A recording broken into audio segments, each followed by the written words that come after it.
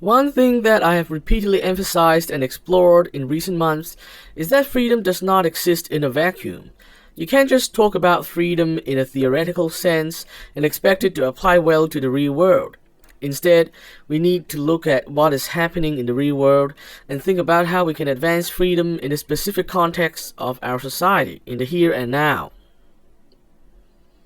Today, I want to build upon my recent observation that there are actually four competing ideologies or philosophies in the Western political landscape right now, and discuss how we can defend and advance the cause of freedom in this particular landscape.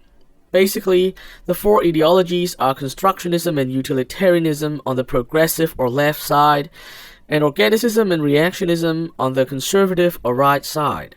Constructionism is the belief that society is made up of interlocking systems of oppression which are socially constructed, and the dismantling of these social constructs is required for the liberation of women and minorities.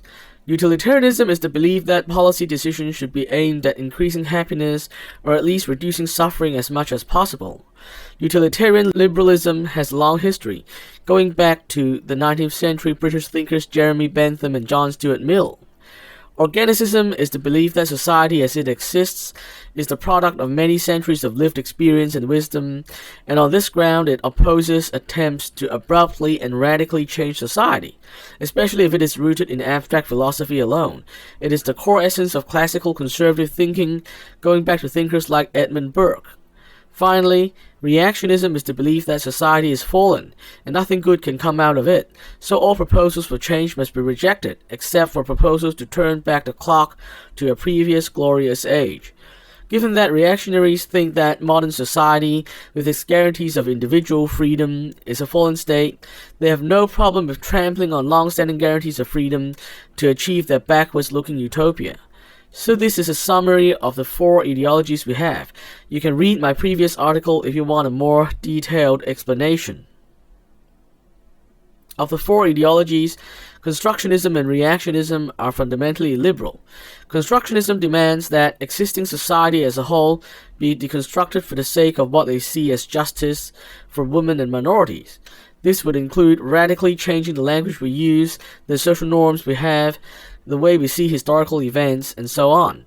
Given that the demands are put in terms of justice and ending oppression, there can be no compromise with those that don't want it to happen, even if they are the vast majority of the population.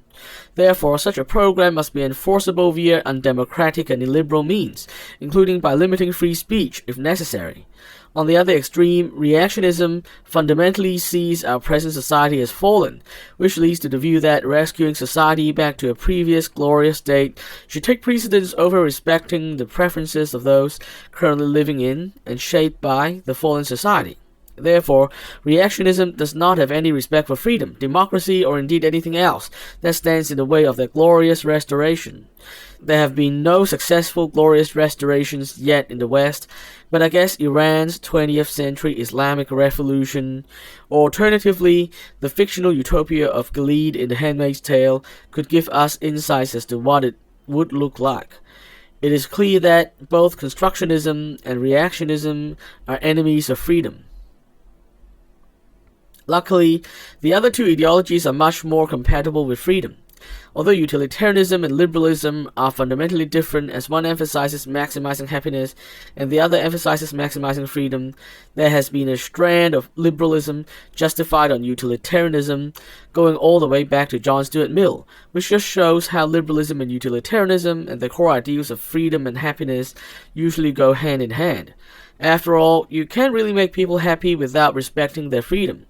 When one says that gay marriage should be legal because gay couples deserve to be happy too, one is making both a utilitarian and a libertarian argument. For example, on the other hand, organicism strives to protect the long-standing values and institutions we have because they represent many generations of lived experience and wisdom. At least in the English-speaking West, this would have to include a long-standing tradition of guarantees of basic freedoms, going all the way back to the Magna Carta. Putting it simply, utilitarianism seeks to advance happiness and in the process often advances freedom, and organicism seeks to protect the freedoms we already have from attacks by authoritarian forces. Therefore, in many ways, utilitarianism and organicism largely overlap with the concepts of positive libertarianism and critical libertarianism that I talked about last time as constituting a dialectic of freedom.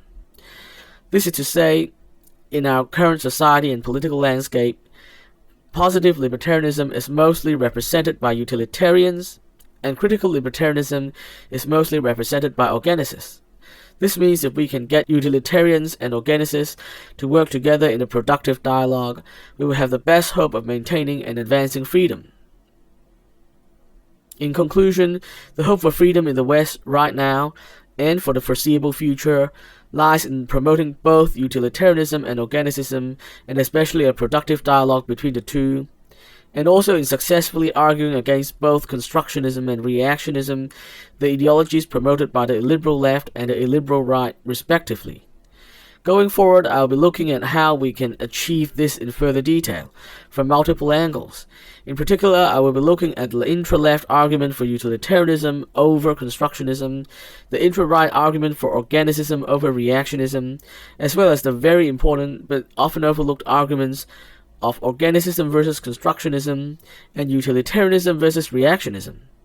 I think getting to the bottom of all this is essential for building a 21st century framework to defend and advance freedom.